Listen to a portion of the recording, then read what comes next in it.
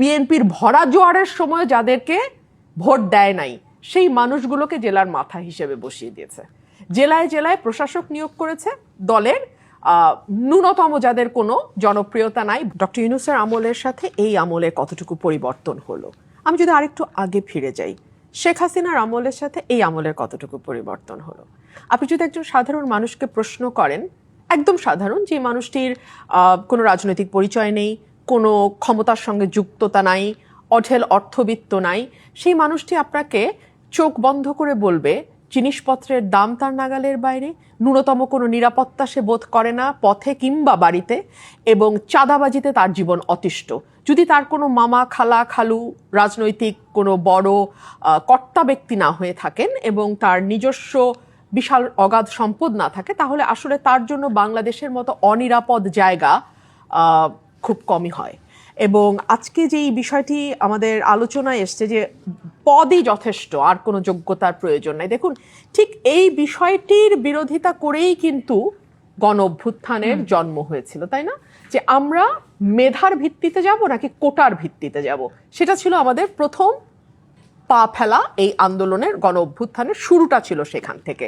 সেই জায়গায় যদি আপনি দেখেন, বিএনপি ক্ষমতায় আসতে না আসতেই বাংলাদেশ ব্যাংকের গভর্নর নিয়োগের কথা আপনার মনে থাকবে, যেই পদটি অর্থনীতির আমি বলবো যে বাংলাদেশের অর্থনীতির পলিসি মেকিং থেকে শুরু করে প্রতিটি ব্যাংক কিভাবে চলবে, ব্যাংকের স্বচ্ছতা কিভাবে নিশ্চিত হবে এবং সে স্বচ্ছতা নিশ্চিতে কি কি পদক্ষেপ নেওয়া হবে, তার পুরোটাই কন্ট্রোলড বাই বাংলাদেশ ব্যাংক। তো সেই বাংলাদেশ ব্যাংকের তৎকালীন যিনি গভর্নর, তাকে কিভাবে সরানো হয়েছে এবং বিএনপির নির্বাচনী পরিচালনা কমিটির একজন ব্যক্তিকে, যিনি একই সঙ্গে গার্মেন্ট ইন্ডাস্ট্রিরও মালিক, মানে ফ্যাক্টরি আছে তার, কিসের যেন, সোয়েটার ফ্যাক্টরি বোধ হয়, হ্যাঁ সোয়েটার ফ্যাক্টরি, তো সেই সোয়েটার ফ্যাক্টরির মালিককে আমরা বাংলাদেশ ব্যাংকের প্রধান বানিয়েছি, তাই না?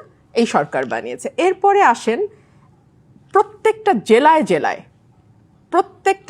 জেলায় যেই জেলায় যে এমপি ক্যান্ডিডেট ফেল করেছে, অর্থাৎ জনগণ এই বিএনপির ভরা জোয়ারের সময় যাদেরকে ভোট দেয় নাই সেই মানুষগুলোকে জেলার মাথা হিসেবে বসিয়ে দিয়েছে।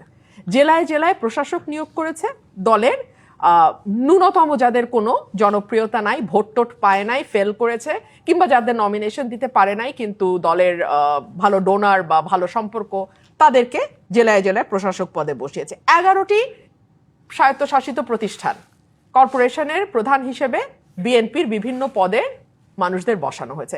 বিসিবিকে বলা হয় বাবা চাচার দোয়ার একটা বোর্ড, মা বাবার দোয়া।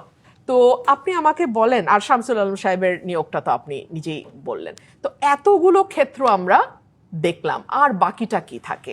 এবং আপনি সুপ্রিম কোর্টের বিচারক নিয়োগ বলেন কিংবা আপনি নির্বাচন কমিশনে কমিশনার নিয়োগ বলেন, সকল কিছুর মানে মূল চিন্তাটাই হচ্ছে উনি আমার দলের কিনা। ধরুন এই যে বিশ্ববিদ্যালয়গুলোতে একটার পর একটা ভিসি আমরা চেঞ্জ হয়ে গেল, হ্যাঁ, এই দলীয়করণ আমরা আওয়ামী লীগের সময় দেখেছি, কিন্তু আমরা তো সেখান থেকে বের হয়ে সত্যিকার অর্থে যোগ্যতা আছে এমন মানুষকে তো ভিসি হতে দেখলাম না।